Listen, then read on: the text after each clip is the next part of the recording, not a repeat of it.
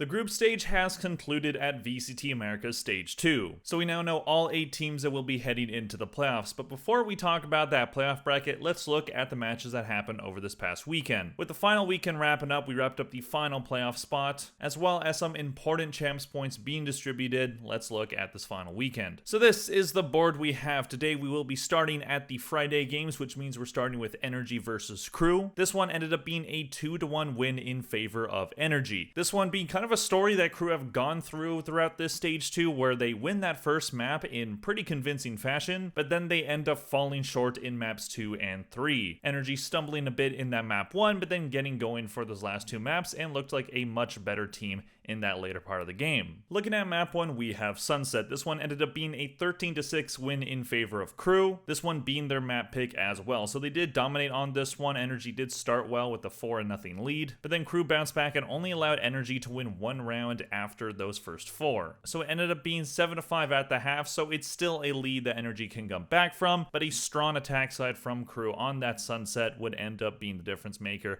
and Energy wouldn't get more than 6 rounds in this one. Shy doing very well. He's been on a bit of a heater lately, 23 kills for him on the Cypher, whereas on the side of Energy, Scuba and Mata tied for 13 kills, but not huge impact there. Then the story would change on Lotus, a map that Energy has looked solid on lately, beating MIBR on that map after going down in that game, but against Crew, they looked in control for most of the map. It did end up being tied at the half though, Kesnick keeping his team in it. He had 22 kills to end this one. But Energy, with some really strong play from Brock and Scuba, would end up having a very strong defense half. Winning the first 5 rounds of that second half, Crew only getting 1 win on their attack side. This one is over around 20, 13-7, the final score on Energy's map pick. Then on the final map of Haven, this one would be trouble for Crew. Just looking pretty discombobulated at this point. 13-5 being that final score and just getting dominated on their attack half. Energy having a very strong defense side on this map. Crew just could not find a site to get into, and when they did, Energy's retake was pretty good. Ends up being 10-2 at the half. Energy win that second pistol. Crew do steal the anti-eco though, but it wouldn't amount to much as Energy just needed 2 more rounds, so while Crew would look better on defense, it would still be over around 18. Shy once again leading the way for his team in terms of rating with the 0.12, while Kesna was top rating with 16 kills. And on the side of Energy, we see Ethan at the top of the scoreboard here. He had a rating of 1.66 and 20 kills. Looking at the team MVPs on the side of Energy, we have Scuba, who went 48, 32, and 27 for plus 16. On the side of Crew, we have Kesnet, who went 54, 45, and 14 for plus 9. In terms of pistols, it was 5 in favor of Energy, 1 for Crew. That was one of the main difference makers in this match. Eco round, 6 wins on an eco for Energy, 1 for Crew. Half buys, 13 wins on a half buy for Energy, 6 for Crew, and full buys, 13 wins on a full buy for Energy, and 17 for Crew. So overall, while this was a 3-map game, Energy really just picked up the pace and were in control for maps 2 and 3. Crew really not finding much of anything, and that's kind of something I've been concerned about them lately. While there are a team that has gone to every single champs, and sometimes they've gone into these playoff brackets not looking super hot, it really doesn't look like this team is primed and ready to go on a run to be able to make it to champions. They aren't in the worst position in terms of champs points, but they're not in the best spot either, and they have a 2 and 3 record heading into this playoff bracket. One of those wins was against MIBR, which is why they are in playoffs at all. But if they were playing the MIBR that we're seeing now, then I don't know if Crew win that one. And Crew just,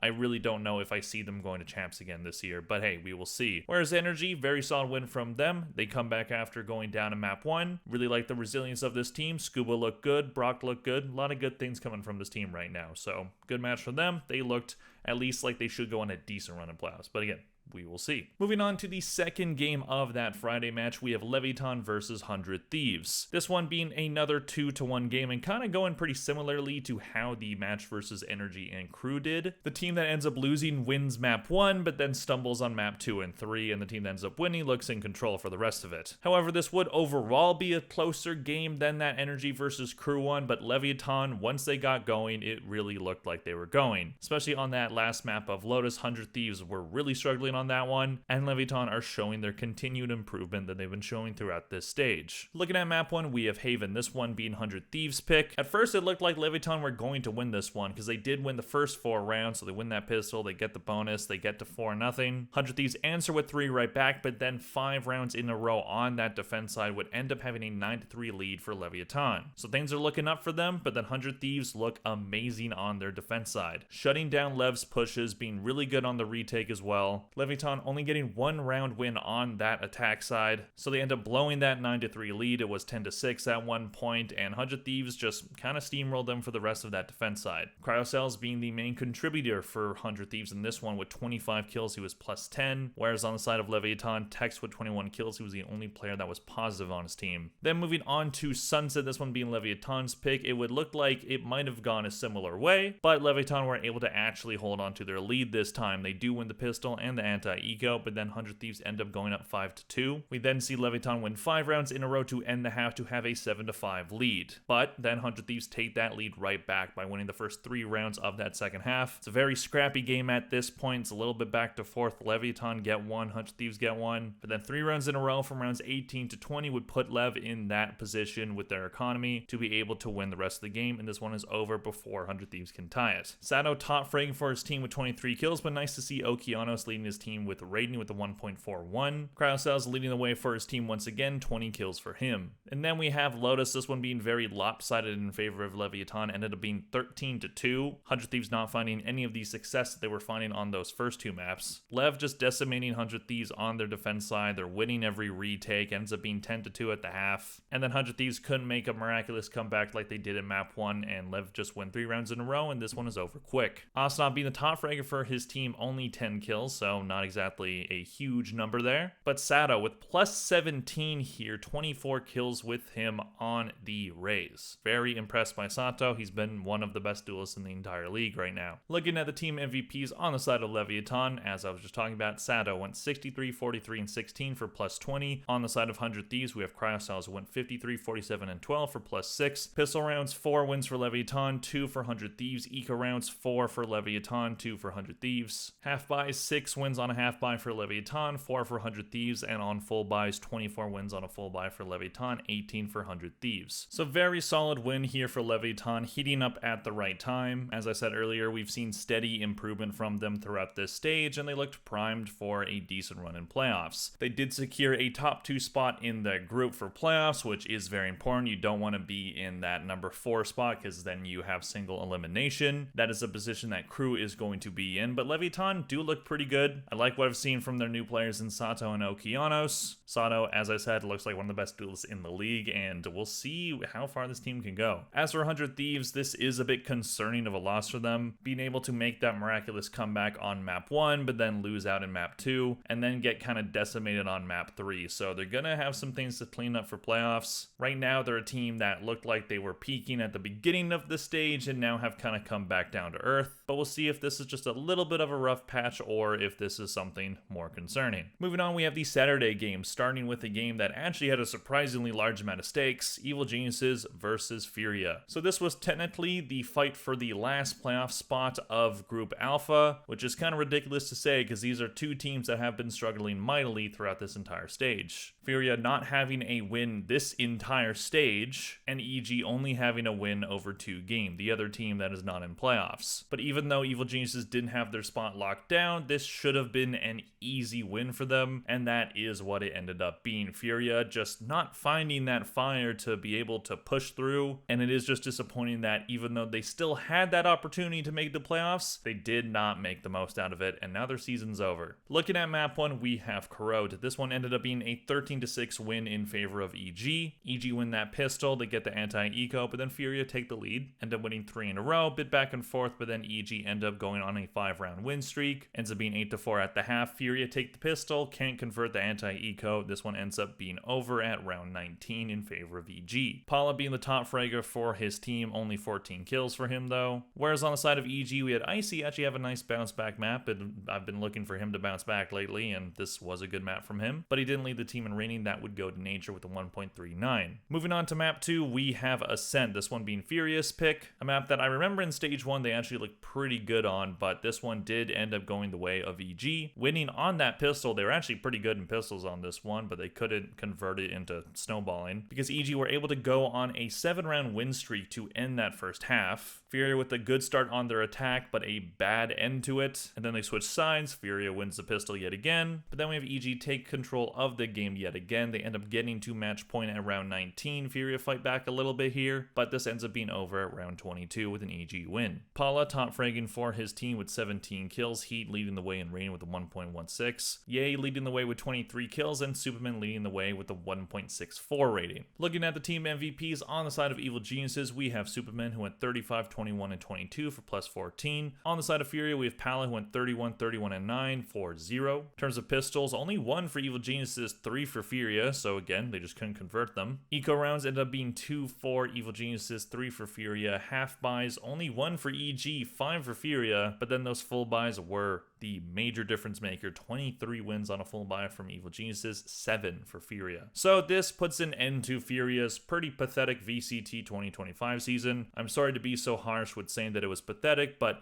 it really was. This is a team that only won 1 game throughout the entire year, and it was the very first game of the year with a roster that they didn't intend on having. It was a stand-in roster because their roster couldn't get visas, so they had to have an entire roster stand in, and that is the last time they won. They've looked pretty abysmal for the entire year since then, even with all the changes they did for Stage 2. Yes, I know Basic couldn't come in, but even if he had, I don't think this team does anything much more. Like, maybe they make a few more games closer, but this team, man, it's just bad from front to back. It is just one of the worst teams we've ever had in the VCT.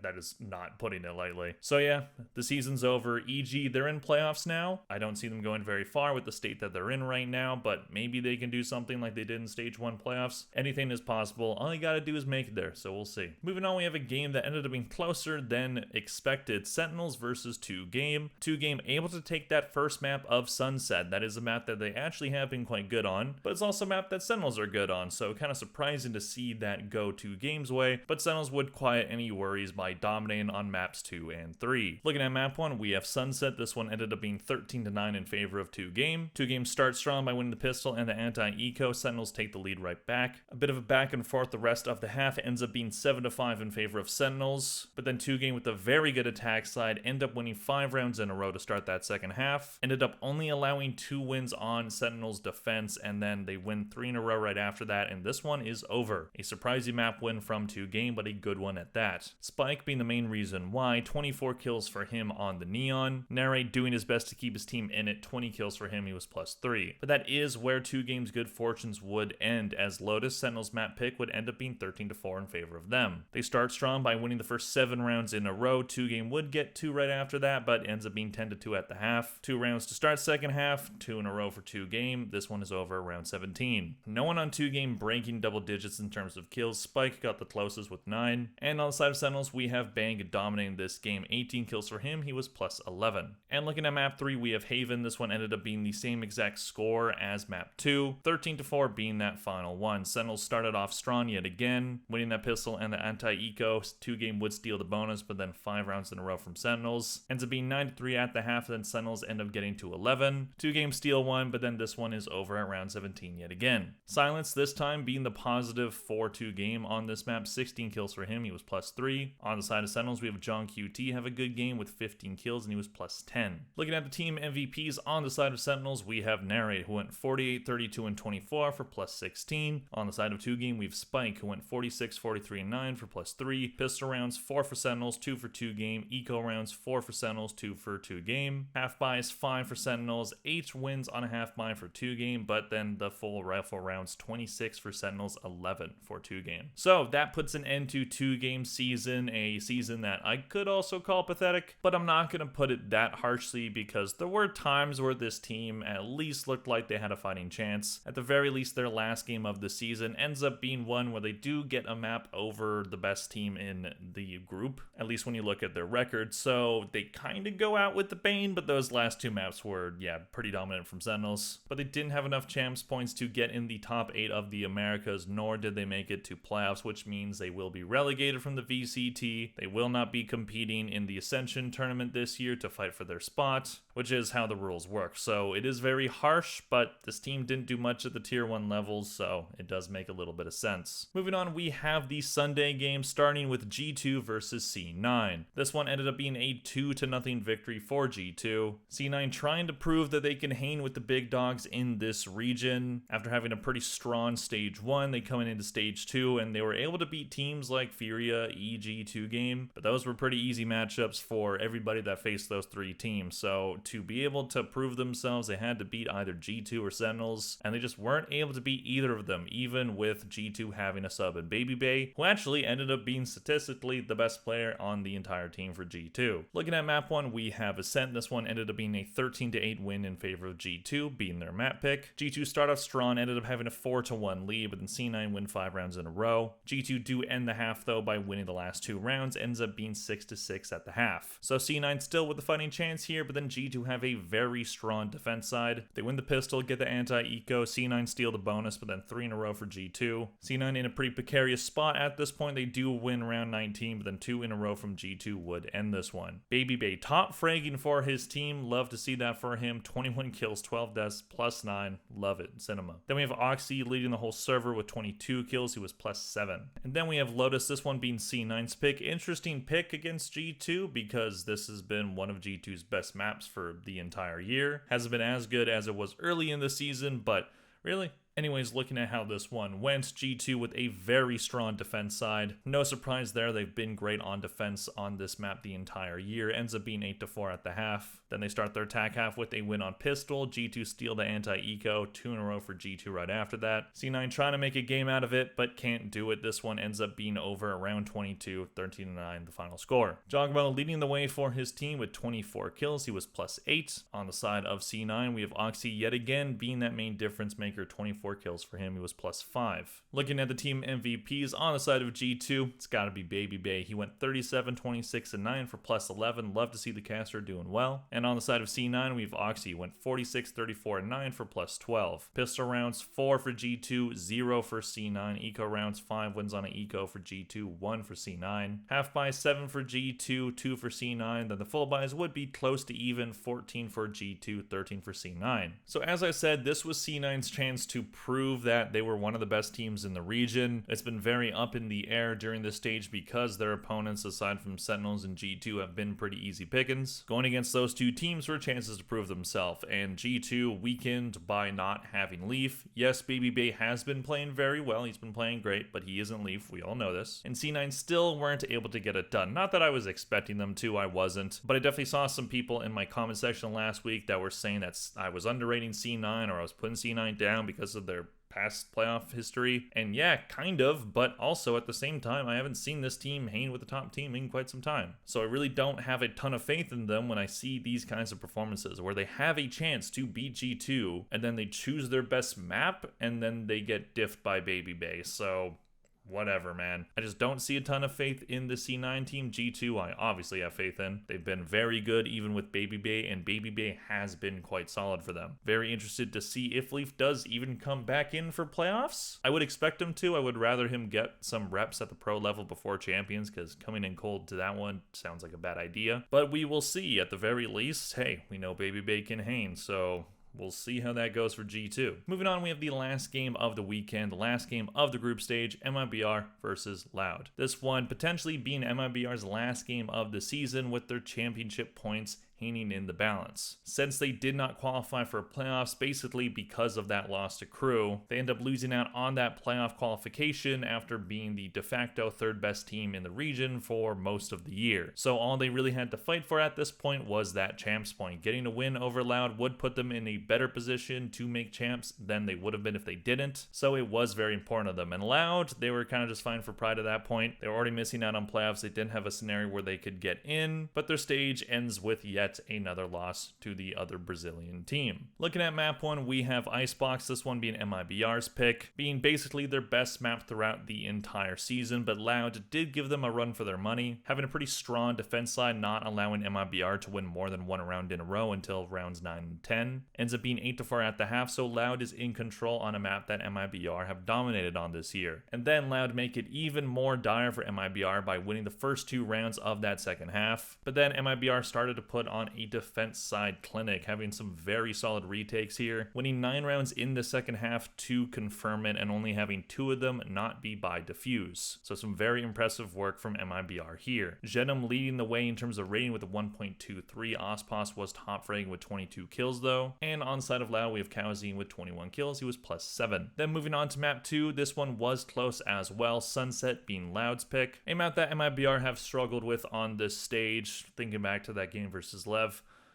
But they do end up winning this one. A pretty back and forth first half here, pretty scrappy Valorant happening here, just back and forth, one team winning a round, one team winning the next. Ends up being completely even at the half, 6-6. Loud win that pistol, they get to 8 rounds, but then MIBR steal the momentum, they win 3 in a row from round 17 to 19. Loud would tie the game at 10 at round 20, but then MIBR win those last 3 rounds, and this one is over before any overtime can happen. Ospos top fragging for his team, potentially the last time he's playing this year, that's wild to say, but 23 kills for him, but Genom was yet again leading in rating with 1.33. On the side of Loud, Luke Show did his best with 17 kills here, top fragging for his team, and a rating of 0.97. Looking at the team MVPs on the side of MIBR, we have Genom, who went 38, 26, and 14 for +12. I felt like he's been a bit invisible this stage, so it's nice to see him have a good game. On the side of Loud, we have Kawazine, who went 31, 27, and 6 for +4. In terms of pistol rounds, 0 wins on a pistol for MIBR, so 4 for Loud, and on Eco rounds, only 1 for MIBR and 4 for Loud. So that's kind of crazy that MIBR won without winning any pistols, but they did better on half buys, 6 wins on a half buy for MIBR, 4 for Loud, and on a full buy, the main difference maker, 18 for MIBR, 11 for Loud. So this is the last time we're seeing Loud play this season, potentially the last time for MIBR as well. And for Loud, man, it's been a rough season. After having a pretty promising performance at kickoff, they ended up going winless at stage 1. They finally get a win at the beginning of stage 2, but then they don't win for the rest of it. It is unfortunate because this is a team that did keep a lot of games close. They were a team that could perform to a pretty high level, they just couldn't close out games. It didn't seem to matter who they really had on their team this year, but now it's over. We'll see what changes they make. They're definitely keeping Luke Show. I'd be shocked if they ended up losing him, unless he gets a better offer from a different team or something, but I think they're probably just going to keep him. But we'll see how the rest of the roster ends up shaking up. I do expect some more drastic changes. The Robbie BK experiment didn't really yield that many good results, so I really don't know where Loud go from here. And for MIBR, they're just going to hope that they make it to champions, then they can rally back there. But if this team does end up making it because of that, are they even going to do anything at champs if they make it there?